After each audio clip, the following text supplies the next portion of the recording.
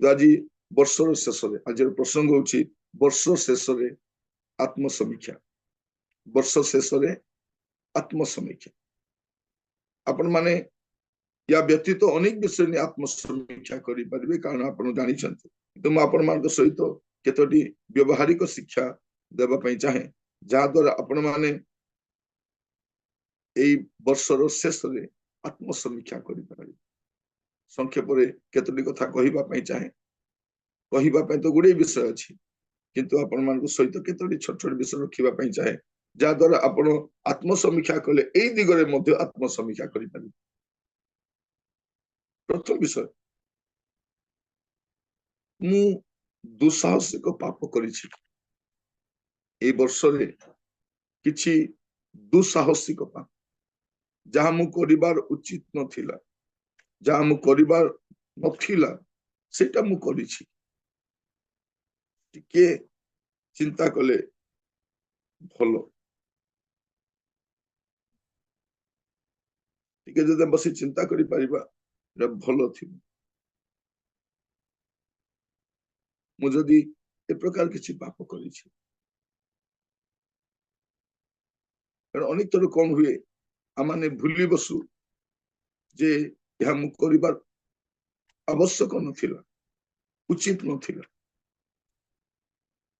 कारण अनेक थर कौन हुए आम पाप करी ताको पाप परी लगे नहीं। आप मस्त खोलतु गीत सुधा 19 तार 12 आउ 13 पद गीत 19 12 आउ 13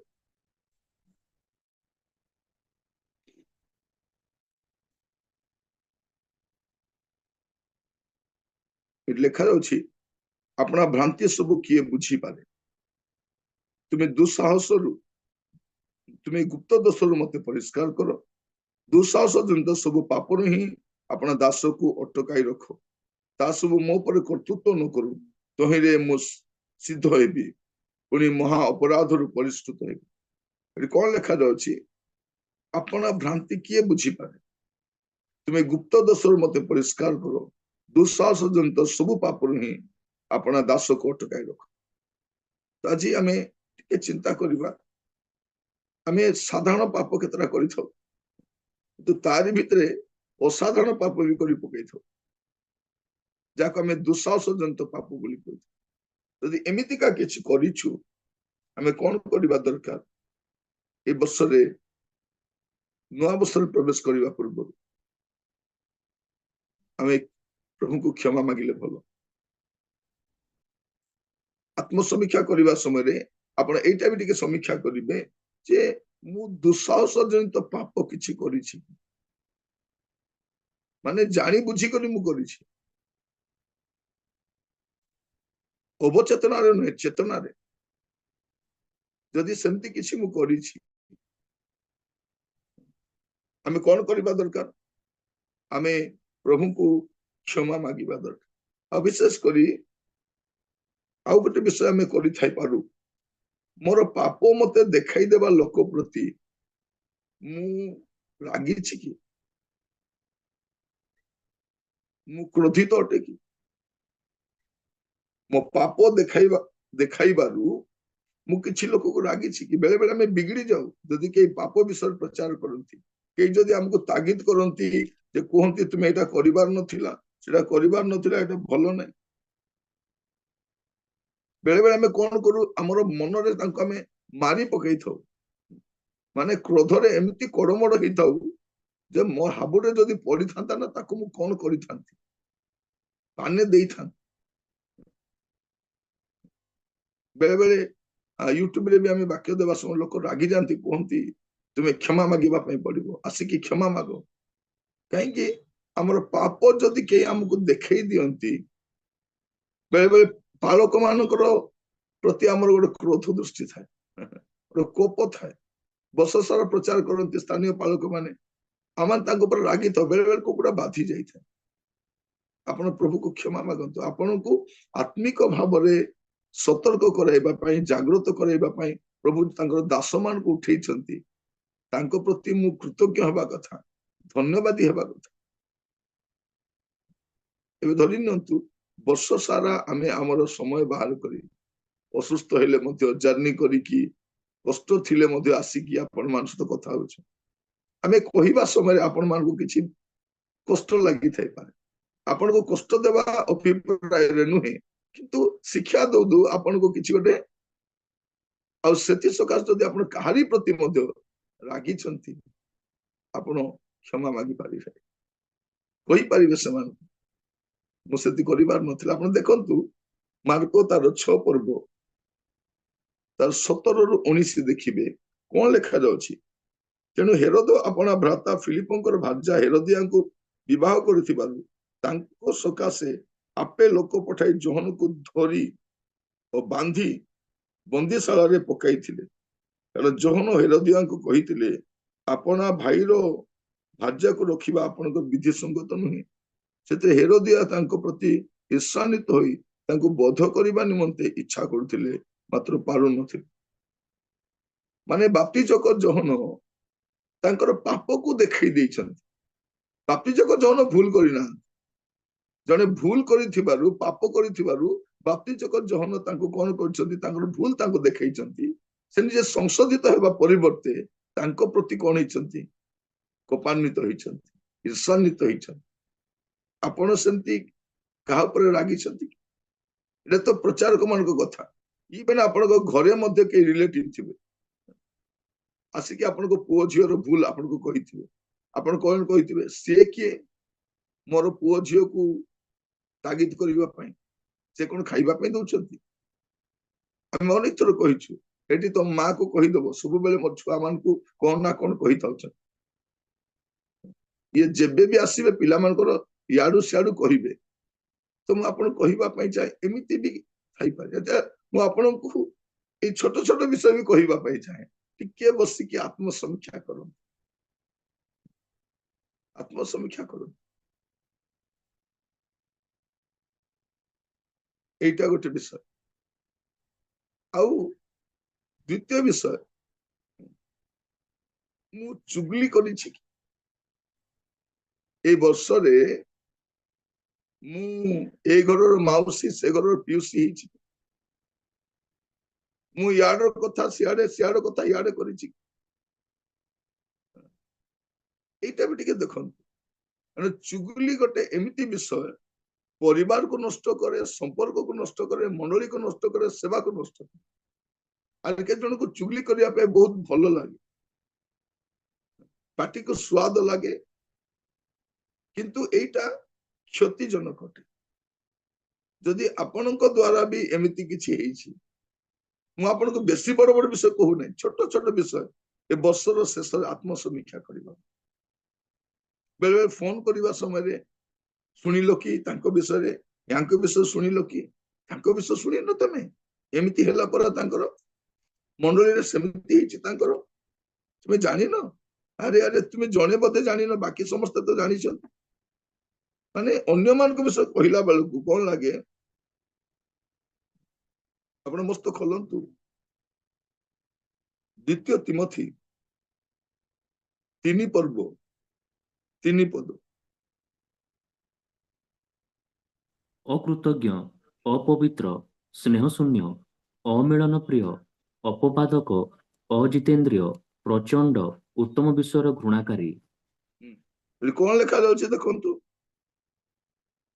अकृतज्ञ अपवित्र स्नेहशून्य अमिलन प्रिय अपवादक देखो ये कौन लिखा है अपवादक माने मु अन्यर अपवाद करिछि अन्यर चुगली मु करिछि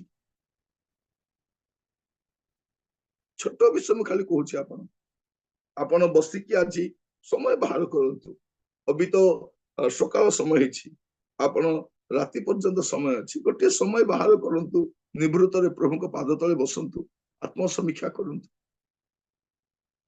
प्रिय भाई भणी माने अन्य मान को पई अलगा विषय जन प्रभु को जानंती नै आसंता काली पिकनिक जिबा भोजी करिबा को जागा को जिबा गाड़ी बुकिंग करिबा रसुण छड़ेबा अदा छड़ेबा कोन रोसे हेबो प्लानिंग करिबा छुट्टी मनेबा आनंद करिबा नुआ वर्ष मिलिछि ଆନନ୍ଦ କରିବା ପାଇଁ ବର୍ଷ ସାରା ପଡିଥିବ, କିନ୍ତୁ ଆତ୍ମସମୀକ୍ଷା ଯଦି କରିବେ ନାହିଁ ସେ ଭୁଲଟା ପୁଣି ରିପିଟ କରିବା ଆପଣ କରିବେ। ତାପରେ ତୃତୀୟ ବିଷୟ, ମୁଁ ମୋର ପରିବାରକୁ ଅବହେଳା କରିଛି। ମୁଁ ମୋର ପରିବାରକୁ ଅବହେଳା କରିଛି କି ମୋର କାର୍ଯ୍ୟ ସକାଶେ ହଉ ବା ମୋର ସେବା ସକାଶେ ହଉ। ଅନେକ ସେବକ ମାନଙ୍କୁ ଦେଖିବେ ପରିବାରକୁ ଅବହେଳା କରନ୍ତି, ପଚାରନ୍ତି ନାହିଁ।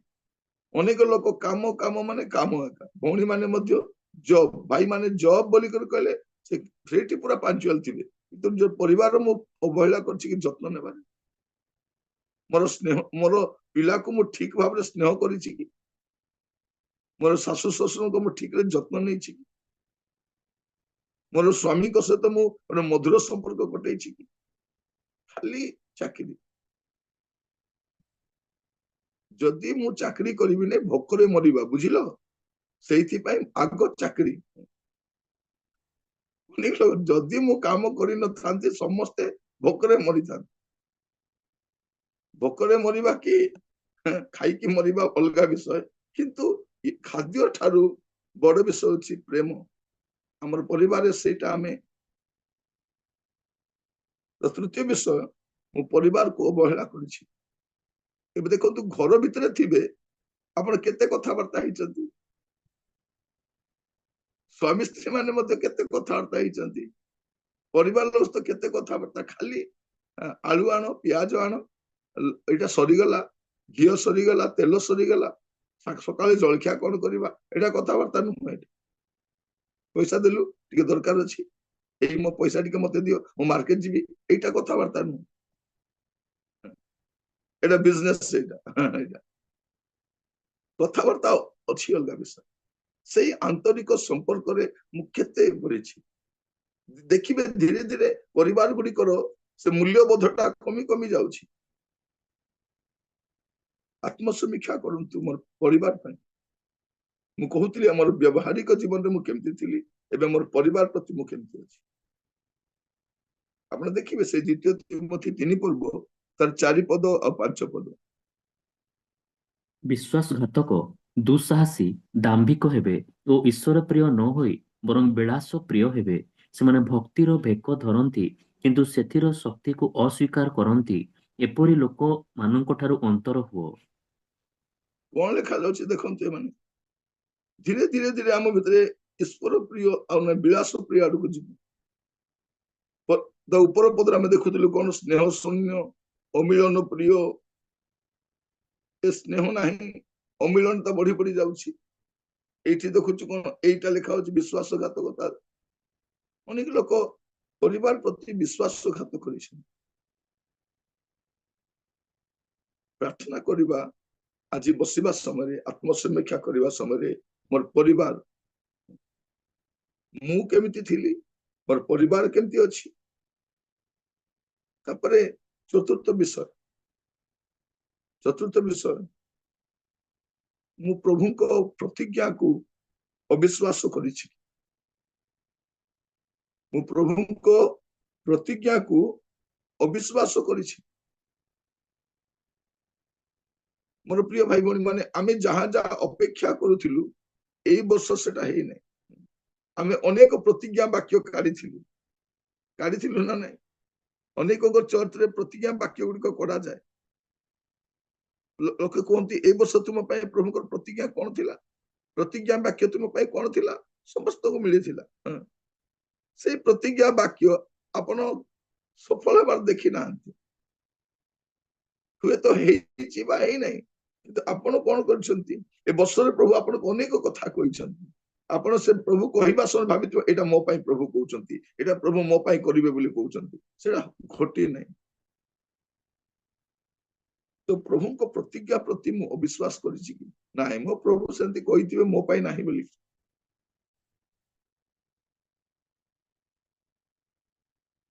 ମୁଁ ମାନେ ଅବିଶ୍ୱାସ କରିଛି। ପ୍ରିୟ ଭାଇ ଭଉଣୀ ମାନେ, ହୁଏତ ଆପଣ ଏଇ ବର୍ଷରେ ତାହା ଦେଖି ନାହାନ୍ତି, କିନ୍ତୁ ଆଗାମୀ ବର୍ଷରେ ପ୍ରଭୁ ତାହା ସଫଳ କରିବେ। ପ୍ରଭୁ ତାହା ସଫଳ କରିବେ। କୋଉ ଜାଗାରେ ଚର୍ଚ୍ଚ ଗୋଟେ ହେବାର ଥିଲା, ହେଇନାହିଁ। ଆଗାମୀ ସମୟରେ ହେବ। ଆପଣଙ୍କ ଗୃହର ଯାବତୀୟ ବିଷୟ ପ୍ରଭୁ ଯତ୍ନ ନେଇଛନ୍ତି, ଏଇଟା ବି ଯତ୍ନ ନେବେ। କିନ୍ତୁ ମୁଁ ଅବିଶ୍ୱାସ କରିଛି। ଜିରିମିୟ 12 ପର୍ବଟି କାଢିବେ 21-25। ଜିରିମିୟ 12 ଜିରିମିୟ 12ରେ ଜିରିମିୟ, ମୁଁ ଖାଲି ଏଇଟା ଖାଲି କହିବା ପାଇଁ ଚାହେଁ, ପଦଟା କୋଉଠି ଅଛି? ଓକେ, ମୁଁ ଆପଣଙ୍କୁ କହିବା ପାଇଁ ଚାହେଁ ଯେ ପ୍ରଭୁ ମତେ ଯାହା ପ୍ରତିଜ୍ଞା କରିଛନ୍ତି ମୁଁ ଅବହେଳା କରିଛି କି? ମୁଁ ସେ ବିଷୟ ପ୍ରତି ଅବହେଳା କରିଛି? ଏଇଟା ଆମେ ଯତ୍ନବାନ ହେବା ଦରକାର। କାରଣ ପ୍ରଭୁ ମତେ ଗୁଡେଇ କଥା କହିଛନ୍ତି, କିନ୍ତୁ ମୁଁ ସେଇଠି ପ୍ରତି କଣ ହେଇଛି? ଅବହେଳା କରିଛି। ଜିହିଜିକେଲ ପୁସ୍ତକ ଖୋଲନ୍ତୁ, ଜିହିଜିକେଲ 12 ପର୍ବ ତାର 21-25। ଜିହିଜିକେଲ 12:21-25। ଅନନ୍ତରେ ସଦାପ୍ରଭୁଙ୍କର ଏହି ବାକ୍ୟ ମୋ ନିକଟରେ ଉପସ୍ଥିତ ହେଲା, ହେ ମନୁଷ୍ୟ ସନ୍ତାନ, କାଳ ବିଳମ୍ବ ହେଉଅଛି, ପ୍ରତ୍ୟେକ ଦର୍ଶନ ବିଫଳ ହେଉଅଛି ବୋଲି ତୁମ୍ଭେମାନେ ଇସ୍ରାଏଲ ଦେଶରେ ଯେଉଁ ପ୍ରବାଦ ଶୁଣିଅଛ ତାହା କି? ଏହେତୁ ସେମାନଙ୍କୁ କୁହ, ପ୍ରଭୁ ସଦାପ୍ରଭୁ ଏହି କଥା କହନ୍ତି, ଆମ୍ଭେ ଏହି ପ୍ରବାଦ ଲୋପ କରିବା ଓ ଇସ୍ରାଏଲ ମଧ୍ୟରେ ଲୋକମାନେ ପ୍ରବାଦ ରୂପେ ଆଉ ତାହା ବ୍ୟବହାର କରିବେ ନାହିଁ। ମାତ୍ର ସେମାନଙ୍କୁ କୁହ, କାଳ ଓ ପ୍ରତ୍ୟେକ ଦର୍ଶନର ସଫଳତା ସନ୍ନିକଟ, କାରଣ ଅସାର ଦର୍ଶନ ଓ ଚାଟୁବାଦର ମନ୍ତ୍ରତନ୍ତ୍ର ଇସ୍ରାଏଲ ବଂଶ ମଧ୍ୟରେ ଆଉ ରହିବ ନାହିଁ। କାରଣ ଆମ୍ଭେ ସଦାପ୍ରଭୁ, ଆମ୍ଭେ କଥା କହିବା ଓ ଯେଉଁ କଥା ଆମ୍ଭେ କହିବା ତାହା ସଫଳ ହେବ, ଆଉ ବିଳମ୍ବ ହେବ ନାହିଁ। କାରଣ ହେ ବିଦ୍ରୋହୀ ବଂଶ, ପ୍ରଭୁ ସଦାପ୍ରଭୁ କହନ୍ତି, ଆମ୍ଭେ ତୁମମାନଙ୍କର ବର୍ତ୍ତମାନ କାଳରେ କଥା କହିବା ଓ ତାହା ସଫଳ କରିବା। ପ୍ରଭୁ କଣ କହୁଛନ୍ତି ଯେ ଟିକେ କାଳ ବିଳମ୍ବ ହେଇଯାଉଛି ବୋଲି ଆପଣ ବିଚଳିତ ହଉଛନ୍ତି? ପ୍ରଭୁଙ୍କର କଥା ଅଟଳ ଅଟେ, ସତ୍ୟ ଅଟେ, ନ୍ୟାଯ୍ୟ ଅଟେ। ସେ ତା ନିଶ୍ଚିତ ଭାବରେ ସାଧନ କରିବେ। କିନ୍ତୁ ମୁଁ ଅବିଶ୍ୱାସ କରୁଛି, ଅବିଶ୍ୱାସ କରୁଛି। ମୋର ଜୀବନରେ ମଧ୍ୟ ମୁଁ ଗୁଡେ ବିଷୟ ଭାବୁଥିଲି, ଏଇଟା ଏମିତି ହବ, ଏଇଟା ଏମିତି ହବ, ଏଇଟା ସେମିତି ହବ। ସେ ପ୍ରକାର ହେଇନାହିଁ, ସେ ପ୍ରକାର ଘଟି ନାହିଁ। ତାର ମାନେ ନୁହେଁ ଯେ ମୁଁ ପ୍ରଭୁଙ୍କ ବାକ୍ୟ ପ୍ରତି ଅବିଶ୍ୱାସ କରିବି। ଆପଣ ଆତ୍ମସମୀକ୍ଷା କରିବା ସମୟରେ ଟିକେ ବସି ଚିନ୍ତା କରିବେ ଯେ ମୁଁ ମୋର ପ୍ରଭୁଙ୍କର ବାକ୍ୟ ପ୍ରତି, ପ୍ରଭୁଙ୍କ ପ୍ରତିଜ୍ଞା ପ୍ରତି ମୁଁ ଅବିଶ୍ୱାସ କରିଛି। ଅବିଶ୍ୱାସ ଯଦି କରିଛନ୍ତି, ପ୍ରଭୁଙ୍କ କତିରେ କ୍ଷମା ମାଗି ପାରିବେ। ପ୍ରଭୁ, ମୁଁ ଆପଣଙ୍କର ବାକ୍ୟ ପ୍ରତି ଅବିଶ୍ୱାସ କରିଛି। ତାପରେ ପଞ୍ଚମ ବିଷୟ, ମୁଁ ମୋର କାର୍ଯ୍ୟସ୍ଥଳରେ ଅସାଧୁ ହେଇଛି। ମୁଁ ଯୋଉଠି ବି କାର୍ଯ୍ୟ କରୁଛି, ଯାହା ବି କାର୍ଯ୍ୟ କରୁଛି, ସେ କାର୍ଯ୍ୟରେ ମୁଁ ଅସାଧୁତା ଦେଖେଇଛି।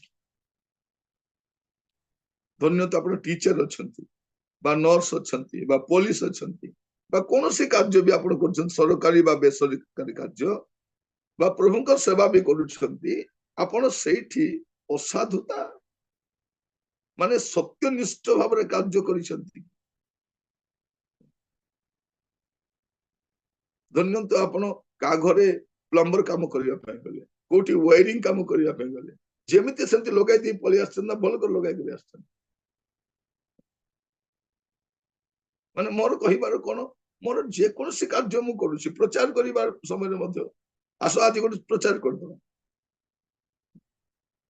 ପ୍ରିୟ ଭାଇ ଭଉଣୀ ମାନେ, ମୁଁ କଣ କରେ, ବେଳେ ବେଳେ ସେବାରେ ଫେରିଲା ବେଳକୁ ରାତି 2ଟା ହେଇଯାଏ ଘରେ।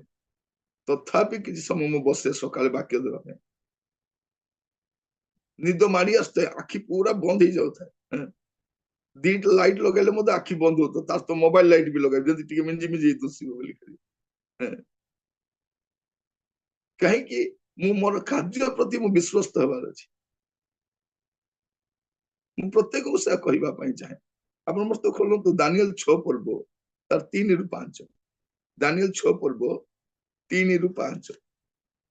ଏହି ଦାନିଏଲଙ୍କର ଅନ୍ତରରେ ଶ୍ରେଷ୍ଠ ଆତ୍ମା ଥିବାରୁ ସେ ଅଦକ୍ଷ ଗଣ ଓ କ୍ଷତି ପାଳକମାନଙ୍କ ଅପେକ୍ଷା ବିଖ୍ୟାତ ହୋଇଥିଲେ, ଆଉ ରାଜା ତାଙ୍କୁ ସମୁଦାୟ ରାଜ୍ୟ ଉପରେ ନିଯୁକ୍ତ କରିବାକୁ ମନସ୍ଥ କଲା। ଏଥିରେ ଅଦକ୍ଷ ଓ କ୍ଷତି ପାଳକମାନେ ରାଜକର୍ମ ବିଷୟରେ ଦାନିଏଲଙ୍କର ଦୋଷ ଅନୁସନ୍ଧାନ କଲେ, ମାତ୍ର ସେମାନେ କୌଣସି ଦୋଷ ଅବା ଅପରାଧ ପାଇପାରିଲେ ନାହିଁ, କାରଣ ସେ ବିଶ୍ୱସ୍ତ ଥିଲେ ଓ ତାଙ୍କର କୌଣସି ଭ୍ରାନ୍ତି ଅବା ଅପରାଧ ଦେଖାଗଲା ନାହିଁ। ତେଣୁ ସେହି ଲୋକମାନେ କହିଲେ, ଆମ୍ଭେମାନେ ଦାନିଏଲର ପରମେଶ୍ୱରଙ୍କ ବ୍ୟବସ୍ଥା ସମ୍ବନ୍ଧରେ ତାହାର ଦୋଷ ନ ଧରିଲେ ଆଉ କୌଣସି ବିଷୟରେ ଦୋଷ ପାଇବା ନାହିଁ। ମାନେ ଭାବି ଦେଖନ୍ତୁ ଦାନିଏଲ ଠାରେ କଣ ଦୋଷ ପାଉଛନ୍ତି? ତାର ପ୍ରାର୍ଥନା ଜୀବନ ଛଡା ଆଉ କିଛି ଦୋଷ ନାହିଁ। ସେ କେବଳ ପ୍ରାର୍ଥନାରେ ନିୟମିତ ଅଛି। ଆମେ ତ ନା ଆମ ସେବା କାର୍ଯ୍ୟରେ ନିୟମିତତା ରକ୍ଷା କରୁଛୁ ନା ପ୍ରାର୍ଥନା ଜୀବନରେ। ଏତେ ବ୍ୟସ୍ତରେ ଆମେ କାର୍ଯ୍ୟକଳାପ କରୁଛୁ ସତେ ଯେମିତି ପ୍ରାର୍ଥନା କରି କରି ବସିଥିଲୁ ଗଲା ଭଳିଆ। ନା ଆମର ପ୍ରାର୍ଥନା ଜୀବନରେ ଆମର ସମୟ ଯଥେଷ୍ଟ ଦଉଛୁ।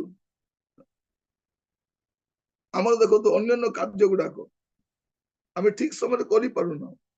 ନା ରୋଷେଇ ଠିକରେ କରୁଛୁ, ନା ଠିକ ସମୟରେ ଗାଧଉଛୁ, ନା ଠିକ ସମୟରେ କଣ କରୁଛୁ, ସତେ ଯେମିତି ବାଇବଲ ପଢି ପ୍ରାର୍ଥନା କରୁଛୁ ବୋଲିଲା ଭଳି। ନା ବାଇବଲ ପଢୁଛୁ, ନା ପ୍ରାର୍ଥନା କରୁଛୁ, ନା ସମୟର ଠିକ ବ୍ୟବହାର କରୁଛୁ। ଆମର ସମୟ ଗୁଡେ ନଷ୍ଟ କରୁଛୁ। ଆମେ ଏ ବର୍ଷ ସାରା ଆମେ କଣ କରିଛୁ ଆମେ ବସି ଚିନ୍ତା କରିବୁ। ପଞ୍ଚମ ବିଷୟ ଦେଖନ୍ତୁ, ଦାନିଏଲ ତାଙ୍କର କର୍ମ କ୍ଷେତ୍ରରେ ବିଶ୍ୱସ୍ତ ଥିଲେ। କୌଣସି ଭ୍ରାନ୍ତି ଅପରାଧ ଦେଖାଯାଇନି। ମୁଁ ଆପଣଙ୍କୁ ପଚାରିବା ପାଇଁ ଚାହେଁ, ଆପଣ ଯାହା ବି କରିଛନ୍ତି, ଯେକୌଣସି କାର୍ଯ୍ୟ କରିଛନ୍ତି, ଟିକେ ଆତ୍ମସମୀକ୍ଷା କରନ୍ତୁ। ସେ କାର୍ଯ୍ୟସ୍ଥଳରେ ଆପଣ ଅସାଧୁତା ଦେଖେଇଛନ୍ତି, ଅସାଧୁ ଭାବ। କାରଣ ଆତ୍ମସମୀକ୍ଷାର ଆବଶ୍ୟକ ଅଛି। ଦେଖିବେ ଏଇ ବର୍ଷ ଅନେକ ଲୋକ ବସିକି ପଇସା ପତ୍ର ବି ହିସାବ କରନ୍ତି। ମୁଁ କେତେ ଖର୍ଚ୍ଚ କଲି, କେତେ ଖର୍ଚ୍ଚ କରିବାର ଥିଲା, ଖର୍ଚ୍ଚ କରିବାର ନଥିଲା। ଆପଣ ଯେତିକି ପାଉଛନ୍ତି ଆୟ ଦେଖି ଯଦି ବ୍ୟୟ କରିବେ, ଆପଣଙ୍କ ଅଭାବ କେବେ ହେବନି। ମୁଁ ପାଉଥିବି 500 ଟଙ୍କା, ଖର୍ଚ୍ଚ କରୁଥିବି 700 ଟଙ୍କା, 200 ଟଙ୍କା କୁଆଡୁ ଆଣିବି? ପ୍ରତି ମାସ 200 ଟଙ୍କା ଏକ୍ସଟ୍ରା କରୁ କରୁ, ଧାର କରଜ କରୁ କରୁ, ତାପରେ ମୁଁ ପୁରା ଉଧାରି ହେଇଯିବି। ପ୍ରଭୁ ଆମ ପ୍ରତ୍ୟେକଙ୍କୁ ଅନୁଗ୍ରହ କରନ୍ତୁ। ମୁଁ ସବୁବେଳେ ସମସ୍ତଙ୍କୁ କହୁଛି, କିଛି କିଛି ସଞ୍ଚୟ କରନ୍ତୁ, ବେଶୀ ନହେଲେ ମଧ୍ୟ। ଆଜି ଅଳ୍ପ ପରି ହେଇପାରେ, କିନ୍ତୁ ଗୋଟେ ଗୋଟେ ବୁନ୍ଦା ପାଣି ପଡିଲେ ଆପଣ ଦେଖିବେ କିଛି ସମୟ ଭିତରେ ବାଲ୍ଟି ଭର୍ତ୍ତି ପାଣି ହେଇଯାଇଥିବ। ମୁଁ ଆପଣଙ୍କୁ ମୁଁ କହୁଥିଲି ଥରେ, ଆମର ଟେପରେ ଟିକେ ଛୋଟିଆ ଲିକେଜ ଟା ଥିଲା। ଆମେ ବାହାରେ ସେବା କାର୍ଯ୍ୟ ଯାଇ ଆସିବା ସମୟରେ 750 ଲିଟର ପାଣି ସବୁ ଖାଲି ହେଇଯାଇଛି। ପୁରା ଟାଙ୍କିଟା ପୁରା ଖାଲି, ଗୋଟେ ଗୋଟେ ଟୋପା ପାଣି। ଠିକ ସେପରି ଗୋଟେ ଗୋଟେ ଟୋପା ପାଣି ଯଦି ଭର୍ତ୍ତି କରିବା, କଣ ହେଇଯିବ? ସେ ଟାଙ୍କିଟା ଭର୍ତ୍ତି ମଧ୍ୟ ଅଳ୍ପ ଅଳ୍ପ ପଇସା, ଅଳ୍ପ ଅଳ୍ପ ସଞ୍ଚୟ। ଏ ବର୍ଷ ଆପଣ ଗୁଡେଇ ପଇସା ଅପଚୟ କରିଛନ୍ତି, ଅଯଥା ଖର୍ଚ୍ଚ କରିଥିବେ, ତ ଲୋକ ଦେଖାଇବାକୁ ଚେଷ୍ଟା କରିଥିବେ, ଲୋକମାନେ ମତେ ଭଲ ପାଆନ୍ତୁ। ଆପଣଙ୍କୁ ମୁଁ କହିବା ପାଇଁ ଚାହେଁ, ଆମର ସମସ୍ତ କାର୍ଯ୍ୟସ୍ଥଳରେ ଆମେ ସାଧୁତା ଦେଖେଇଛୁ କି? ଟିକେ ଚିନ୍ତା କରନ୍ତୁ। ଆପଣ ଯାହା ବି କାର୍ଯ୍ୟ କରିଛନ୍ତି, ପ୍ରଭୁ ମାନଙ୍କୁ ଅନୁଗ୍ରହ କରୁ। ଥରେ ଜଣେ ଲୋକ, ମୁଁ ଯୋଉ ମିଶନରେ କାର୍ଯ୍ୟ କରୁଥିଲି, ତାର ଇତିହାସ ଲେଖୁଥିଲେ। ସେ ଇତିହାସ ଲେଖିଲା ବେଳକୁ ମୋ ପ୍ରତି ତାଙ୍କର ସ୍ନେହ ଟିକେ କମ, ମୋ ପ୍ରତି ଟିକେ ଆନ୍ତରିକତା ତାଙ୍କର କମ। ସେ ମୋ ବିଷୟରେ କିଛି ବି ଲେଖିଲେନି। ଯୋଉ ଅନୁଷ୍ଠାନରେ ମୁଁ 15 ବର୍ଷ କାମ କରିଛି, ସେ ଅନୁଷ୍ଠାନରେ ମୋର ନାଁ ମଧ୍ୟ ନାହିଁ, ମୋର ସେବା କାର୍ଯ୍ୟର ନାଁ ମଧ୍ୟ। ତାଙ୍କର ଗୋଟିଏ ଅବିଶ୍ୱସ୍ତତା ସକାଶେ ମୁଁ ଯୋଉ ଅନୁଷ୍ଠାନରେ ଦୀର୍ଘ ବର୍ଷ କାର୍ଯ୍ୟ କଲି, ମୋର ନାମ ମଧ୍ୟ ସେ ଇତିହାସରେ ଆସିବ ନାହିଁ। ଆମର ପ୍ରତ୍ୟେକ କାର୍ଯ୍ୟରେ ଆମେ କଣ ହେବା ଦରକାର? ସାଧୁତା ଅବଲମ୍ବନ କରିବା। ଟିକେ ଆତ୍ମସମୀକ୍ଷା କରିକି ଦେଖିବା, ମୁଁ ସେ ଦିଗରେ କେମିତି ଅଛି। ଆଉ ଷଷ୍ଠ ବିଷୟ, ମୁଁ ସଂଶୋଧିତ ହେବାକୁ ନାସ୍ତି କରିଛି କି? ମୁଁ ସଂଶୋଧିତ ହେବାକୁ ନାସ୍ତି କରିଛି କି? ସିଫୋନିୟ 3 ପର୍ବ ତାର ପ୍ରଥମ 2 ପଦ। ସିଫୋନିୟ 3 ପର୍ବ ତାର ପ୍ରଥମ 2 ପଦ। ଉପଦ୍ରବକାରିଣୀ ଯେଉଁ ନଗରୀ ବିଦ୍ରୋହିଣୀ ଓ ଭ୍ରଷ୍ଟା ହୋଇଅଛି, ସେ ସନ୍ତାପର ପାତ୍ରୀ।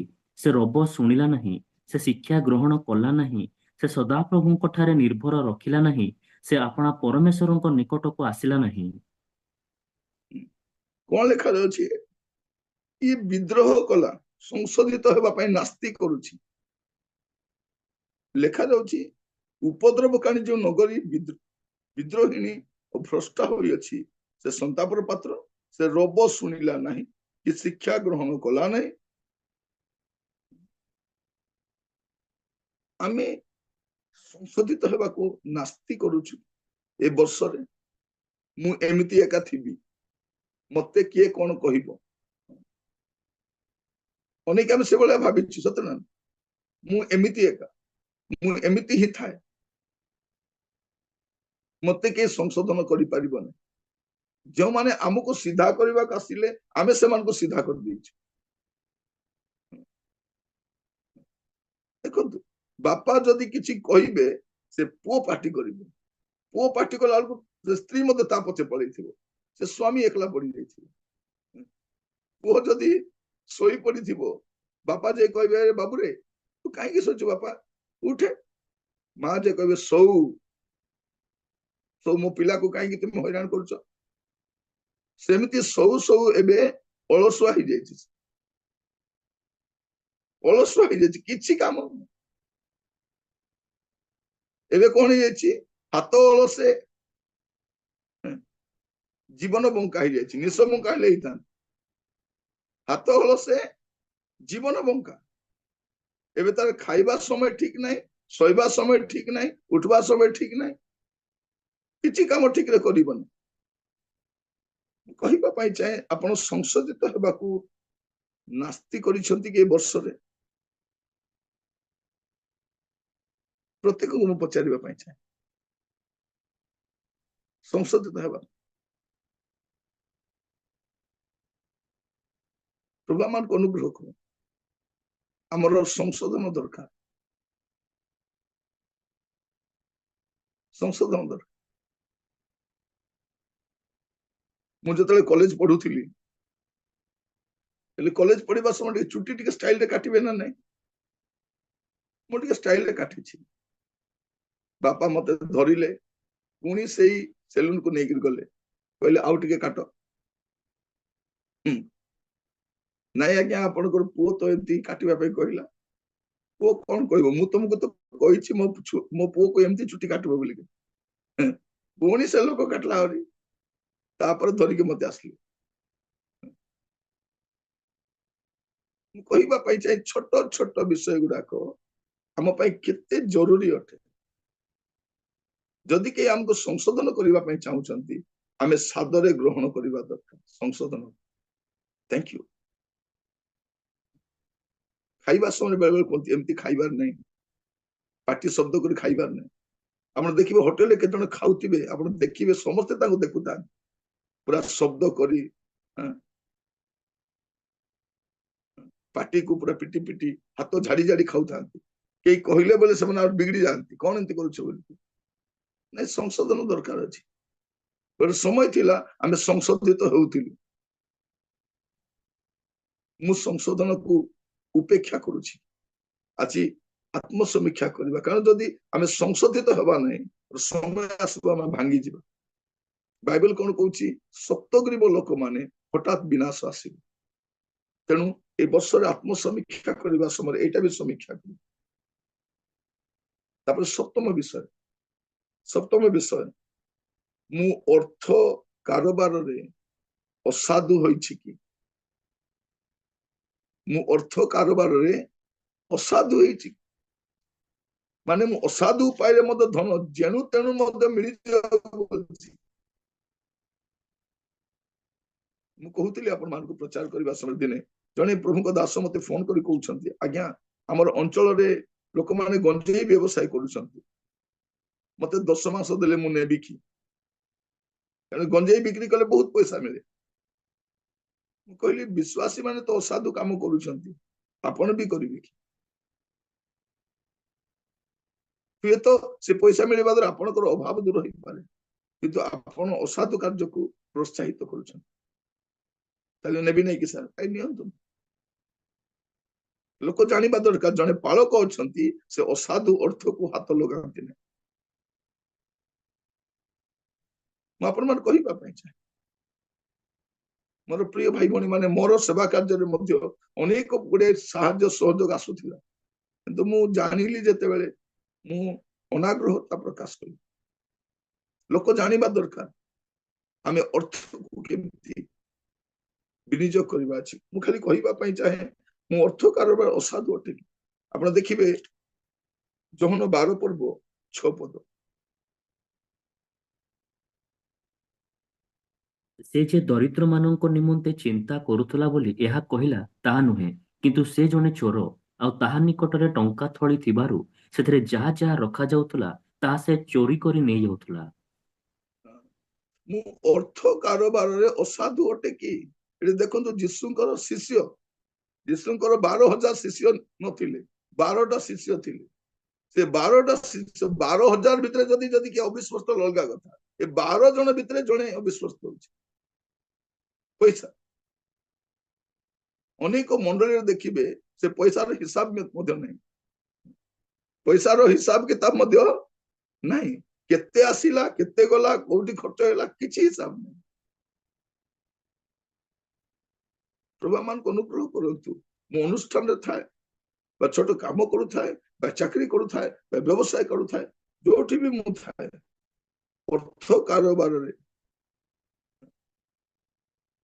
ଅନେକ ଲୋକଙ୍କୁ ଦେଖିବେ ତାଙ୍କର ଅଫିସରେ ପୁରା ପରିଚିତ ଏ ଖାଇବା ଲୋକ ବୋଲି, ଏ ଖାଆନ୍ତି। ଅର୍ଥ କାରବାର ଆପଣ ଗତ ଏ ବର୍ଷରେ ଦେଖିଥିବେ ଅନେକ ଅଫିସର ଗୁଡାକ ବଡ ବଡ ଉଚ୍ଚ ପଦସ୍ଥ ଅଧିକାରୀ ମାନେ 5,000 10,000 ଟଙ୍କା ଲାଞ୍ଚ ନେବାରେ ଧରା ପଡି ଯାଇଛନ୍ତି। ତୁମର ଦରମା ତ ପାଉଛ ତୁମେ 1,50,000 ଟଙ୍କା, ଏ 10,000 ଟଙ୍କା ନେଇ କଣ କରିବ ଲାଞ୍ଚ? ଏବେ ସସ୍ପେଣ୍ଡ ହେଇ ବସିଛନ୍ତି ସେମାନେ। ଦେଖନ୍ତୁ ଜିହୁଦାର ଏଇ ଲୋଭ ତାକୁ କଣ କରୁଛି, ଲାଷ୍ଟକୁ ଆତ୍ମହତ୍ୟା କରିବାକୁ ପ୍ରବର୍ତ୍ତାଉଛି, ଆଉ କିଛି ନାହିଁ। ସେ ମାନେ ଏଇ ଅର୍ଥରେ ଅସାଧୁତା ରହୁରୁ ଟାଇମ ଆସିଲା ପ୍ରଭୁଙ୍କୁ ବିକ୍ରି କରିଛି। ଆତ୍ମସମୀକ୍ଷା କରନ୍ତୁ ଆପଣ ମାନେ ଆପଣଙ୍କ ଅର୍ଥରେ ଅସାଧୁ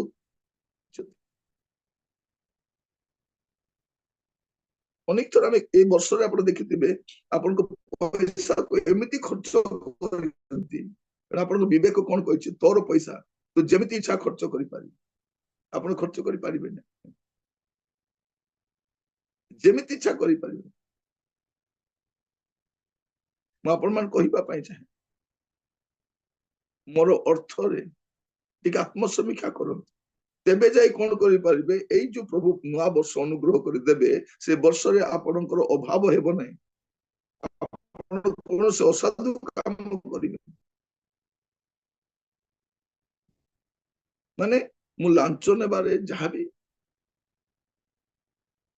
ଥରେ ଜଣେ ଭାଇ ଅଛନ୍ତି ଆମର ବ୍ରହ୍ମପୁରରେ, ବହୁତ ମାନେ ଭଲ ଭାଇଟା, ସେ ଏତେ ବିଶ୍ୱସ୍ତ ଏତେ ନମ୍ର ଏତେ ଭଦ୍ର ବ୍ୟକ୍ତି ଜଣେ, ସେ ଆମର ମ୍ୟାଗାଜିନରେ ଅନୁବାଦ କରନ୍ତି, ସେ ଓଡିଶାର ଗୋଟେ ଭଲ ଟ୍ରାନ୍ସଲେଟର ସେ ଅଟେ।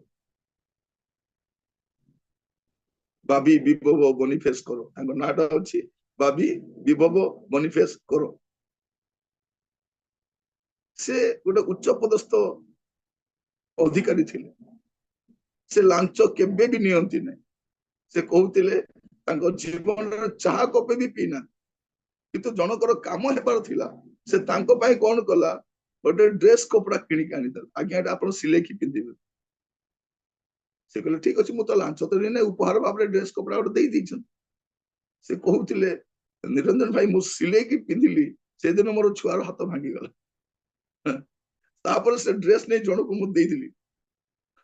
ସେଇଦିନ ମୁଁ ଜାଣିଲି ପ୍ରଭୁଙ୍କ ଲୋକମାନେ କୌଣସି ଭାବରେ ମଧ୍ୟ କାହାରି ଠାରୁ ମଧ୍ୟ କିଛି ମଧ୍ୟ ଲାଞ୍ଚ ଆକାରରେ ନେବାର ନାହିଁ। ପ୍ରଭୁ ମାନଙ୍କୁ ଅନୁଗ୍ରହ କରନ୍ତୁ। ଆଜି ଏ ବାକ୍ୟ ଶୁଣିବା ସମୟ ସମସ୍ତଙ୍କୁ ମୁଁ କହିବା ପାଇଁ ଚାହେଁ ଆତ୍ମସମୀକ୍ଷା କରିବାର ବେଳ ଆସିଯାଇଛି। ପ୍ରତିଟି କ୍ଷେତ୍ରରେ ଟିକେ ସମୟ ଆମେ ନେବା, ବସିବା, ଆତ୍ମସମୀକ୍ଷା କରିବା।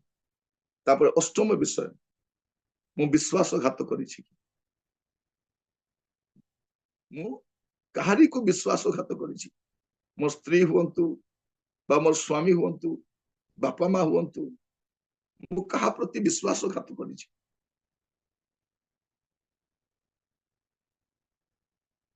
ଜିଖରିୟ ତାର 13 ପର୍ବ 6 ପଦ, ଜିଖରିୟ 13 ପର୍ବ 6 ପଦ।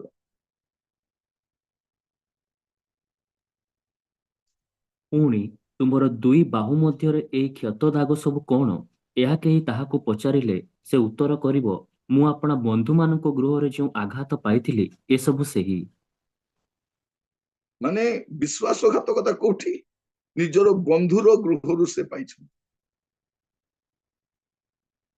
ମୋର ପ୍ରିୟ ଭାଇ ଭଉଣୀ ମାନେ, ମୁଁ କାହାରିକୁ ବିଶ୍ୱାସଘାତ କରିଛି?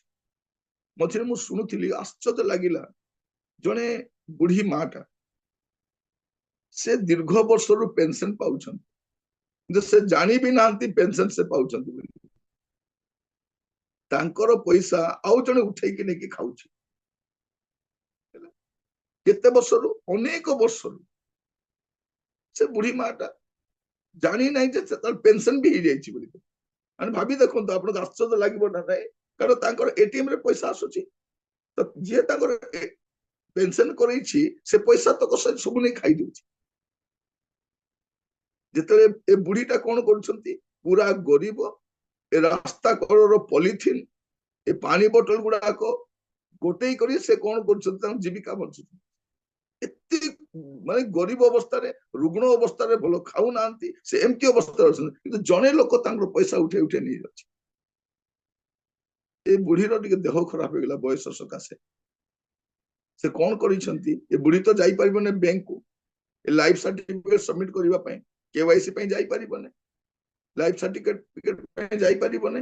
ତ ସେମାନେ କଣ କରୁଛନ୍ତି, ଅଫିସର ମାନଙ୍କୁ ଡାକି ଘରକୁ ଆଣିଛନ୍ତି। ଆସିଲା ପରେ ଗାଁ ଲୋକ ପଚାରିଲେ, କୋଉଠି ଆସିଛ? ନାଇଁ, ତାଙ୍କର ଲାଇଫ ସାର୍ଟିଫିକେଟ ବନେଇବା ପାଇଁ ଆସିଛୁ। କଣ ଲାଇଫ ସାର୍ଟିଫିକେଟ? ନାଇଁ, ସେ ପେନସନ ପାଉଛନ୍ତି। କି ପେନସନ ପାଉଛନ୍ତି? ନା ଅମୁକ ପେନସନ ପାଉଛନ୍ତି। ପରେ ଜଣା ପଡିଲା, ଦୀର୍ଘ ବର୍ଷରୁ ସେ ପେନସନ ପାଉଛନ୍ତି, ତାଙ୍କୁ ମୁଠେ ଖାଇବା ପାଇଁ ଦଉନାହାନ୍ତି, ଚାଉଳ ପେଜ ଟିକେ ଦଉନାହାନ୍ତି, ଚାହା କପେ ଦଉନାହାନ୍ତି, ତାଙ୍କ ପଇସା ଲୋକମାନେ ନେଇଯାଉଛନ୍ତି। ମୁଁ ଶୁଣି ଆଶ୍ଚର୍ଯ୍ୟ ହେଲି। ଏ ତ ବହୁତ ବଡ କଥା ହେଇଗଲା। ଛୋଟ ଛୋଟ ବିଷୟ ମଧ୍ୟ ମୁଁ କାହାରି ପ୍ରତି ବିଶ୍ୱାସଘାତ କରିଛି କି? ଏଇ ବର୍ଷରେ ଟିକେ ବସିବେ, କୌଣସି ବିଷୟରେ ମଧ୍ୟ ଯେ ମତେ ବିଶ୍ୱାସ କରିଛି ତା ପ୍ରତି ମୁଁ ବିଶ୍ୱାସଘାତ କରିଛି।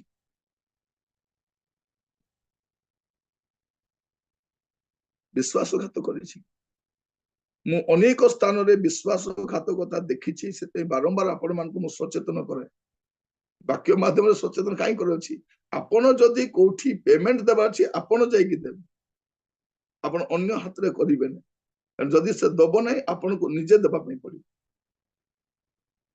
ଆପଣ ଅନେକ ଜାଗାରେ ଆପଣ ଦେଖନ୍ତୁ, ଛୋଟ ଛୋଟ ବିଷୟରେ ଆପଣ କାହାରି ପ୍ରତି ବିଶ୍ୱାସଘାତ କରିଛନ୍ତି କି? ଆପଣ ବସିକି ପ୍ରାର୍ଥନା ସମୀକ୍ଷା କରିବେ। ଆଉ ନବମ ବିଷୟ, ମୁଁ ମୋର ପିତାମାତାଙ୍କୁ ଅଗ୍ରାହ୍ୟ କରିଛି କି, ଅମାନ୍ୟ କରିଛି? ଏଇ ବର୍ଷ ସାରା ଆପଣ ଦେଖିବେ, ଯଦି ଆପଣଙ୍କର ବାପା ମା ଅଛନ୍ତି ବା ଗୁରୁଜନ ଅଛନ୍ତି, ପରିବାର କିଛି ବୟସ୍କ ଲୋକ ଅଛନ୍ତି, ସେମାନଙ୍କୁ ମୁଁ ଅମାନ୍ୟ କରିଛି କି, ଉପେକ୍ଷା କରିଛି କି, ହେୟଜ୍ଞାନ କରିଛି କି, ତିରସ୍କାର କରିଛି କି? ବୟସ୍କ ଲୋକ ହେଇପାରନ୍ତି ପରିବାର, ବାପା ମା କହିଲେ ଏଠି ଅନେକ ବୟସ୍କ ଲୋକ ବସିଛୁ, ଆମର ବାପା ମା ନାହାନ୍ତି, କିନ୍ତୁ ମୁଁ ବୟସ୍କ ମାନଙ୍କୁ ଅମାନ୍ୟ କରିଛି, ଅମାନ୍ୟ କରିଛି। ପ୍ରଭୁ ଆମମାନଙ୍କୁ ଅନୁଗ୍ରହ କରନ୍ତୁ। ମୁଁ ଗୋଟେ ଗାଁରେ ପ୍ରଚାର କରି ଯାଇଥିଲି, ଗୋଟେ ବୁଢୀ ମାଟା, ବହୁତ ବୁଢୀ ମାଟା, ସେ ଗରିବ ଲୋକଟା, ସେ ମିଶିବ ବୋଲି ମୋ ପାଖରେ ଠିଆ ହେଇଥିଲା। ମୁଁ ଗଲି, ତାଙ୍କୁ ହାତ ମିଶାଇଲି, ଟିକେ ହଗ୍ କଲି। ବୟସ୍କ ଲୋକଟା, ପୁରା ବୁଢୀ ମାଟା, ମୋ ମା ଠାରୁ ମଧ୍ୟ ବୁଢୀ ସେ। ତାକୁ ମୁଁ ଟିକେ ଭଲ କରି ଧରିଲି, ଆଉ କଥାବାର୍ତ୍ତା ହେଲି। ନଈକି ଛୋଟ ଛୋଟ ହାଇଟ ର ସେ, ମୁଁ କଥାବାର୍ତ୍ତା ହେଲି। ଲୋକମାନେ ମତେ କହିଲେ, ଆଜ୍ଞା କଣ ଆଜ୍ଞା? ତାଙ୍କୁ ଧରି ପକାଉଛନ୍ତି, ହାତ ମିଶାଉଛନ୍ତି, କେମିତି ଅସନା ସେ ଅଛନ୍ତି। ମୁଁ କହିଲି, ମା କଣ ଅସନା ଥାଏ? ମା ତ ମା। ମା କଣ ସଫା, କଣ ଅସନା କଣ? ଆମର କେତେ ଅସନା ମା ଫିଙ୍ଗିଛନ୍ତି, ତାର ହିସାବ ନାହିଁ। ତାଠାରୁ ତ ବେଶୀ ଅସନା ହିଁ ନାହିଁ। ସେଠୁ ମୁଁ ବୁଝିପାରିଲି ଯେ ଲୋକମାନେ ସେ ବୁଢୀ ପ୍ରତି କି ପ୍ରକାର ମନୋଭାବ ରଖିଛନ୍ତି। ବହୁତ ମାନେ ଭଦ୍ର ମହିଳାଟା, ଗରିବ, କିନ୍ତୁ ଭଦ୍ର ମହିଳାଟା ସେ ପ୍ରାର୍ଥନା ନିୟମିତ ଆସନ୍ତି ଗରିବ ସକାଶେ ଲୋକମାନେ ତାଙ୍କ ପ୍ରତି କଣ କରନ୍ତି ଏତେ ଆଦର ଦେଖାନ୍ତିନି ଏମିତି ଆପଣ ଆପଣଙ୍କର କୌଣସି ବୟସ୍କ ଲୋକମାନଙ୍କ ପ୍ରତି ଅମାନ୍ୟ କରିଛନ୍ତି କି ଆପଣଙ୍କ ସ୍ନେହକୁ କମ କରିଛନ୍ତି ଆପଣ ପ୍ରେମ କରନ୍ତୁ କାହିଁକି ମୁଁ କହୁଛି ଆଗାମୀ ସମୟରେ ଆମକୁ ବୟସ୍କ ଲୋକମାନେ ମିଳିବେ ନାହିଁ ଦେ ଆର୍ ପ୍ରେସିୟସ୍ ଆମ ପାଇଁ ବହୁତ ମୂଲ୍ୟବାନ ସେମାନେ ବହୁତ ମୂଲ୍ୟବାନ ବହୁତ ମୂଲ୍ୟ ଅନେକ ଲୋକ ସେଲ୍ଫି ଉଠାନ୍ତି ଆମ ସହିତ ଥରେ ଗୋଟେ ବୁଢୀ ମା ସହିତ ଯାଇ ମୁଁ ସେଲ୍ଫି ଉଠେଇଲି ସେ କେତେ ଖୁସିରେ ତାଙ୍କ ଶାଢୀକୁ ଏମିତି ରେଡି କରୁଛନ୍ତି ଏମିତି କରିକି ସେ ଠିଆ ହେଲେ ସେ ପରେ ମତେ କହିଲେ ମୋ ସହିତ କିଏ ଫଟୋ ଉଠାଇବ ଯେ ମୁଁ କହିଲି ମୁଁ ଗୋଟେ ଫଟୋଟା ନେଇଥିବି ତମ ସହିତ ଆମେ ଚେଷ୍ଟା କରିବା କଣ କରିବା ପାଇଁ ଅନ୍ୟମାନଙ୍କୁ ମାନ୍ୟ କରିବା ପାଇଁ ଏ ବର୍ଷରେ ଆମେ କାହାକୁ ଅମାନ୍ୟ କରିଛୁ କି କାହା ପ୍ରତି ଟିକେ ମୁଁ ସମସ୍ତଙ୍କୁ କହିବା ପାଇଁ ଚାହେଁ ଆପଣଙ୍କ ମଣ୍ଡଳରେ ଯୋଉ ବୁଢୀ ମା ବାପା ମାନେ ଥିବେ ଟିକେ ଯାଇ କଥାବାର୍ତ୍ତା ହୁଅନ୍ତୁ ଟିକେ କଥା ଲାଗନ୍ତୁ ଆସନ୍ତା ସପ୍ତାହ ଥିବେ କି ନାଇଁ କାହାକୁ ଜଣା ସେମାନେ ସତ ନା ନାଇଁ ଘରେ ତ କେହି ଚର୍ଚ୍ଚକୁ କାହିଁକି ଆସନ୍ତି ଗୋଟେ ସୋସିଆଲ ଗ୍ୟାଦରିଂ ପାଇଁ ଆସନ୍ତି ସମସ୍ତଙ୍କୁ ମିଶିବା ପାଇଁ ଏଇଠି ମଧ୍ୟ ସେମାନେ ଏକୁଟିଆ ହେଇ ନ ଯାଆନ୍ତୁ ଯଦି ଆପଣଙ୍କ ଘର ପାଖରେ ଥିବେ ଆପଣ ହାତ ଧରିକି ତାଙ୍କ ଘରକୁ ନେଇ ପହଞ୍ଚାଇ ଦିଅନ୍ତୁ ଯଦି ସେଇ ରାସ୍ତାରେ ଆପଣଙ୍କ କାର ଯାଉଛି ଟିକେ କାରରେ ବସାଇ ପଠେଇ ଦିଅନ୍ତୁ ଭଉଣୀ ମାନେ ଆପଣ ବି କୁହନ୍ତୁ ଆପଣ ଟିକେ ଛାଡିକି ଆସନ୍ତୁ ସ୍ୱାମୀକୁ କୁହନ୍ତୁ ଆପଣ ତ ବୋଲି କହିବେନି ତୁମେ ଟିକେ ତାଙ୍କୁ ଛାଡିକି ଆସ ହେଲା ଆସିଲା ପରେ ଆମେ ଯିବା କଣ ହେଲା ତାଙ୍କୁ ନେଇକି ଛାଡିକି ଆସ ଆଗ ତାଙ୍କର ବ୍ୟବସ୍ଥା କରନ୍ତୁ ଏଇ ବର୍ଷରେ ଆପଣ ଦେଖନ୍ତୁ କାହାକୁ ଆପଣ ଟିକେ ଅମାନ୍ୟ କରିଛନ୍ତି କି ହତାଦର କରି ଖାଦ୍ୟ ଦେଇଛନ୍ତି କି ହତାଦର କରି ତାଙ୍କୁ ଟିକେ ଚେଷ୍ଟା କରିବା ବୟସ୍କ ମାନ ପ୍ରତି ପ୍ରଭୁ ଅନୁଗ୍ରହ କରନ୍ତୁ ଶେଷରେ ମୁଁ କହିବା ପାଇଁ ଚାହେଁ ଦଶମ ବିଷୟ ମୁଁ ଭ୍ରାନ୍ତ ଶିକ୍ଷା ଦେବା ଲୋକମାନଙ୍କୁ ସାହାଯ୍ୟ କରିଛି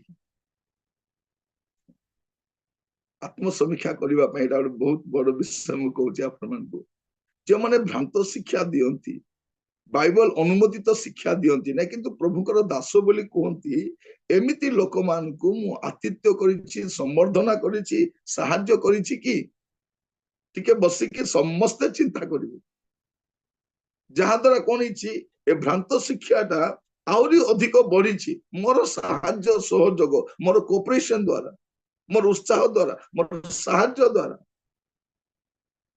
ପଢିବା ଟିକେ ଦ୍ୱିତୀୟ ଯୋହନ ତାର 10 ପଦ 11 ପଦ ଦ୍ୱିତୀୟ ଯୋହନ 10-11 କେହି ଯଦି ଏହି ଶିକ୍ଷା ନ ଘେନି ତୁମ୍ଭମାନଙ୍କ ନିକଟକୁ ଆସେ ତେବେ ତାହାକୁ ଗୃହରେ ଅତିଥି ନ କର ଓ ସମ୍ବର୍ଦ୍ଧନା ଜଣାଅ ନାହିଁ କାରଣ ଯେ କେହି ତାହାକୁ ସମ୍ବର୍ଦ୍ଧନା ଜଣାଏ ସେ ତାହାର ଦୁଷ୍କର୍ମର ସହଭାଗୀ ହୁଏ ଯଦି ଭ୍ରାନ୍ତ ଶିକ୍ଷା ଦେବା ଲୋକକୁ ମୁଁ ଆପ୍ୟାୟିତ କରୁଛି ମୁଁ ସାହାଯ୍ୟ ସହଯୋଗ କରୁଛି ତାମାନେ ମୁଁ ତାର ଦୁଷ୍କର୍ମର ସହଭାଗୀ ହେଉଛି ଦୁଷ୍କର୍ମ ମୁଁ ସେମିତି କିଛି କରିଛି ଦେଖିବେ ଭ୍ରାନ୍ତ ଶିକ୍ଷା ବୋଲି ଆମେ ସବୁ ମିଟିଂରେ ପଳେଇବା ନାହିଁ ସେ ଭ୍ରାନ୍ତ ଶିକ୍ଷା ଦଉଛି କି ଯଦି ସେ ବ୍ୟକ୍ତି ଜଣକ ବା ସେ ଭାଇ ବା ଭଉଣୀ ଭ୍ରାନ୍ତ ଶିକ୍ଷା ଦଉଛନ୍ତି ଆପଣ ତାଙ୍କୁ ସାହାଯ୍ୟ ସହଯୋଗ କରନ୍ତୁ ନାହିଁ ସେ ମିଟିଂକୁ ଯାଆନ୍ତୁ ନାହିଁ ଆପଣ ଜାଣିଦେଲେଣି ପରା ନାଇଁ ପ୍ରଭୁଙ୍କ ବାକ୍ୟ ଯାହା ବି କୁହନ୍ତୁ ଯିବା ଆସିବା ନାହିଁ ମୁଁ ଏଇ ବର୍ଷ ମତେ ଟିକେ ଆତ୍ମସମୀକ୍ଷା କରିବା ଭ୍ରାନ୍ତ ଶିକ୍ଷା ଦେବା ଲୋକକୁ ମୁଁ ସାହାଯ୍ୟ ସହଯୋଗ କରିଛି କି କରିଛି ଦେଖାଯାଉଛି କଣ ମୋ ଘରକୁ ଆସିଲେ ଆତିଥ୍ୟ କରେ ତାଙ୍କୁ ଚାହା ଦିଏ କଫି ଦିଏ ଜଳଖିଆ ଦିଏ ଖାଇବାକୁ ଦିଏ ପଇସା ଦିଏ ଆହୁରି ଆସନ୍ତୁ ଆଜ୍ଞା ବୋଲି କୁହେ ଏମିତି ମୁଁ କରିଛି କି ଟିକେ ଆତ୍ମସମୀକ୍ଷା କରନ୍ତୁ ପ୍ରିୟ ଭାଇ ଭଉଣୀ ମାନେ ନହେଲେ କଣ ହବ ପ୍ଲସ୍ ମାଇନସ୍ ଏଇ ମାଇନସ୍ ହେଇଯିବ ଏପଟେ ପ୍ଲସ୍ ହଉଥିବ ସିଆଡେ ଗୋଟେ ମାଇନସ୍ ମିଶିଗଲେ କଣ ହେଇଯିବ ମାଇନସ୍ ହେଇଯିବ ସେଟା ଆପଣଙ୍କର ସେମିତି ହଉଛି କି ଇଆଡେ ଭଲ ଶିକ୍ଷା ଶୁଣୁଥିବେ ସିଆଡେ ଭ୍ରାନ୍ତ ଶିକ୍ଷା ଶୁଣୁଥିବେ ମଝିରେ ମୁଁ ଦେଖୁଥିଲି ଜଣେ ଭଉଣୀ ସେ ନିୟମିତ ବାକ୍ୟ ଶୁଣନ୍ତି ପ୍ରଭୁଙ୍କ ଦାସ ମାନଙ୍କ ନିୟମିତ ବାକ୍ୟ ଶୁଣନ୍ତି ସେ କହୁଥିଲେ ମୁଁ ସଂଗ୍ରାମ ଭାଇଙ୍କ ବାକ୍ୟ ଶୁଣେ ଆପଣଙ୍କ ବାକ୍ୟ ଶୁଣେ ତାଙ୍କ ବାକ୍ୟ ଶୁଣେ ମୁଁ ଖୁସି ହେଲି ଯାଉ 5 ଲୋକର ବାକ୍ୟ ତ ଶୁଣୁଛି ବଢିଆ କଥା ମୁଁ ସକାଳେ ତାଙ୍କ ଦାଣ୍ଡ ଦେଇ ଯାଉଛି, ସେ ପ୍ରାର୍ଥନା ପାଣି ଦାଣ୍ଡରେ ଛିଞ୍ଚୁଛନ୍ତି। ଏଇଟା କୋଉ ଦାସ ଶିଖାଇଛନ୍ତି? ଏଇଟା ମୁଁ ମୁଣ୍ଡରେ ହାତ ଦେଲି, ସେ ପ୍ରାର୍ଥନା ପାଣି ନେଇ ତାଙ୍କର କାରରେ ଛିଞ୍ଚୁଛନ୍ତି, ପ୍ରାର୍ଥନା ନେଇ ତାଙ୍କର କବାଟରେ ଛିଞ୍ଚୁଛନ୍ତି, ପ୍ରାର୍ଥନା ପାଣି ନେଇକରି ଦାଣ୍ଡରେ ପୁରା ଛିଞ୍ଚୁଛନ୍ତି। ମାନେ ସେ କୋଉଠୁ ଗୋଟେ ଆଣିଛନ୍ତି ସେଟା, କିଏ ଗୋଟେ ଆଉ ଗୋଟେ ବି ଅଛି ସେଟା। ତ ଏଇ ବର୍ଷ ସାରା ଆମେ ଚିନ୍ତା କରି ଦେଖିବା ଏଟାକୁ କଣ ବୋଲି କୁହାଯାଏ। ଭ୍ରାନ୍ତ ଶିକ୍ଷାକୁ ପ୍ରଚାରକୁ ପୂଜା କରିବା। ୟାସ ତ ମିଶାଇକି ପ୍ରଶ୍ନ ପଚାରିଛି ଦଶମ ନମ୍ବର ଆତ୍ମସମୀକ୍ଷା ପାଇଁ। ମୁଁ ପ୍ରଚାରକୁ ପୂଜା କରିଛି କି ଏଇ ବର୍ଷରେ? କୌଣସି ପ୍ରଚାରକକୁ ମୁଁ ପୂଜା କରିଛି କି, ପ୍ରଭୁ ବୋଲିଆ ମାନିଛି କି? ସେଇଟା ଟିକେ ଚିନ୍ତା କରନ୍ତୁ, ଆତ୍ମସମୀକ୍ଷା କରନ୍ତୁ। ଆମର ପ୍ରଭୁ ପ୍ରଭୁ ଅଟନ୍ତି, ପ୍ରଚାରକ ମାନେ ପ୍ରଭୁ ନୁହନ୍ତି। ସେ ପ୍ରାର୍ଥନା କରିବା ଦ୍ୱାରା ମୁଁ ସୁସ୍ଥତା ପାଇପାରେ, ସେ ପ୍ରାର୍ଥନା କରିବା ଦ୍ୱାରା ମୋର ଚାକିରି ହେଇପାରେ, ସେ ପ୍ରାର୍ଥନା କରିବା ଦ୍ୱାରା ମତେ ଛୁଆ ହେଇପାରେ, ସେ ପ୍ରାର୍ଥନା କରିବା ଦ୍ୱାରା ମୋର ଉନ୍ନତି ହେଇପାରେ, ସେ ପ୍ରାର୍ଥନା କରିବା ଦ୍ୱାରା ମୋର କିଡନୀ ପ୍ରୋବ୍ଲେମ ଭଲ ହେଇପାରେ। କିନ୍ତୁ ସେ ଗଡ ନୁହନ୍ତି, ସେ ଦାସ ଅଟନ୍ତି। ସୁସ୍ଥ ପ୍ରଭୁ କରିଛନ୍ତି, ସାହାଯ୍ୟ ପ୍ରଭୁ କରିଛନ୍ତି। ତ ଏମିତିକା ଜାଗାରେ ମୁଁ ପ୍ରଚାରକ ପୂଜା କରିଛି କି? ପ୍ରାର୍ଥନା କରିବି। ୟା ସହିତ ଆପଣ ଗୁଡେ ବିଷୟ ସମୀକ୍ଷା କରିପାରିବେ ବସିକି। ପାରିବାରିକ ଜୀବନ, ବ୍ୟକ୍ତିଗତ ଜୀବନ, ମାଣ୍ଡଳିକ ଜୀବନ, ସାମାଜିକ ଜୀବନ, ଦେଶରେ ମୁଁ କେମିତି ରହିଛି, ପ୍ରତିଟି ବିଷୟ ପାଇଁ ଆଜି ଟିକେ ସମୟ କାଢିବା, ଚକ୍ଷୁ ବନ୍ଦ କରିବା, ପ୍ରାର୍ଥନା କରିବା ପାଇଁ। ଅନୁଗ୍ରହକାରୀ ପିତା, ଆମେ ଆପଣଙ୍କୁ ଧନ୍ୟବାଦ ଦଉଛୁ।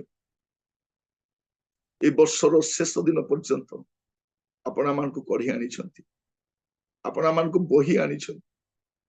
ପ୍ରଭୁ କେତେ ଘାତ ପ୍ରତିଘାତ ରହିଥିଲା ବର୍ଷ ସାରା, ଅଭାବ ଅନାଟନ ଥିଲା, ସମସ୍ୟା ଥିଲା, ପାରିବାରିକ ପ୍ରଭୁ ବିଦ୍वेଷ ଥିଲା, ଅନେକ ପ୍ରକାର ପରିସ୍ଥିତି ଆମେ ଗତି କରିଛୁ ପ୍ରଭୁ, କିନ୍ତୁ ଆପଣ ଆମକୁ ଛାଡି ନାହାନ୍ତି। ପ୍ରଭୁ ଆମେ ଆପଣଙ୍କ କତିରେ ଧନ୍ୟବାଦୀ, ଆମେ ଆପଣଙ୍କୁ ପ୍ରଭୁ ମଥା ନତ କରି ଧନ୍ୟବାଦ ଦଉଛୁ, ପ୍ରଣାମ କରୁଛୁ ପ୍ରଭୁ। ଆପଣ ସମସ୍ତ ଆଦର ପାଇବା ପାଇଁ ଯୋଗ୍ୟ ଅଟନ୍ତି। ଆପଣ ଯଦି ଆମ ସହିତ ନଥାନ୍ତେ ପ୍ରଭୁ, ଆମେ ଏବେ ପର୍ଯ୍ୟନ୍ତ ଆସିପାରି ନଥାନ୍ତେ। ମୁଁ ପ୍ରାର୍ଥନା କରୁଛି ପ୍ରଭୁ ପ୍ରତ୍ୟେକଙ୍କ ପାଇଁ, ପ୍ରଭୁ ବର୍ଷର ଶେଷ ଦିନ ଯେପରି ଅଳ୍ପ ସମୟ ଆମେ ବାହାର କରିବୁ ଆତ୍ମସମୀକ୍ଷା କରିବା ପାଇଁ, ଜୀବନକୁ ପ୍ରଭୁ ସମୀକ୍ଷା କରିବା ପାଇଁ, ପରୀକ୍ଷା ନିରୀକ୍ଷା କରିବା ପାଇଁ, ତନଖି ଦେଖିବା ପାଇଁ ପ୍ରଭୁ ସାହାଯ୍ୟ କର, ଯେପରି ଆମେ ନିଜକୁ ସଂଶୋଧିତ କରିପାରିବୁ। ପ୍ରଭୁ ଗୁଡେଇ କ୍ଷେତ୍ରରେ ପ୍ରଭୁ ଆମେ ଅସଜଡ଼ା ଅଛୁ, ଅନେକ ବିଷୟରେ ପ୍ରଭୁ ଆମମାନଙ୍କ ଜୀବନରେ ଉତ୍ଥାନ ପତନ ଲାଗି ରହୁଛି। ଏ ବର୍ଷର ଶେଷରେ ଆମେ କିଛି ସମୟ ବସି ପ୍ରଭୁ ଆପଣ ଜୀବନକୁ ସମୀକ୍ଷା କରିପାରିବୁ। ବ୍ୟକ୍ତିଗତ ଜୀବନ, ପାରିବାରିକ ଜୀବନ, ମାଣ୍ଡଳିକ ଜୀବନ, ସାମାଜିକ ଜୀବନ, ସେବା କ୍ଷେତ୍ରରେ ଆମର ସମସ୍ତ ବିଷୟକୁ ପ୍ରଭୁ ଆମେ ବସିକି ଟିକେ ଚିନ୍ତା କରିପାରିବୁ, ବିବେଚନା କରିପାରିବୁ, କ୍ଷମା ମାଗି ପାରିବୁ, ଧନ୍ୟବାଦ ଦେଇପାରିବୁ, କୃତଜ୍ଞତା ସ୍ୱୀକାର କରିପାରିବୁ। ଆମମାନଙ୍କୁ ସାହାଯ୍ୟ କର। ଆପଣଙ୍କ ଦାସ ଭାବରେ ସମସ୍ତଙ୍କୁ ଆପଣଙ୍କ ହସ୍ତ ରଖିଲି ପ୍ରଭୁ, ଦୟାରେ କଢେଇ ନିଅ ପ୍ରଭୁ। ଏ ବର୍ଷ ସାରା ଆମେ ବିଭିନ୍ନ ସ୍ଥାନକୁ ଯାଇଛୁ, ଅନେକ ଆମକୁ ପ୍ରଭୁ ଉତ୍ସାହିତ କରିଛନ୍ତି, ସାହାଯ୍ୟ କରିଛନ୍ତି, ପ୍ରାର୍ଥନାରେ ତଳି ଧରିଛନ୍ତି, ସେମାନଙ୍କ ଗୃହକୁ ଆପ୍ୟାୟିତ କରି ନେଇଛନ୍ତି, ଆଦର ସମ୍ମାନ ଦେଖେଇଛନ୍ତି, ସାହାଯ୍ୟର ହସ୍ତ ବଢେଇଛନ୍ତି।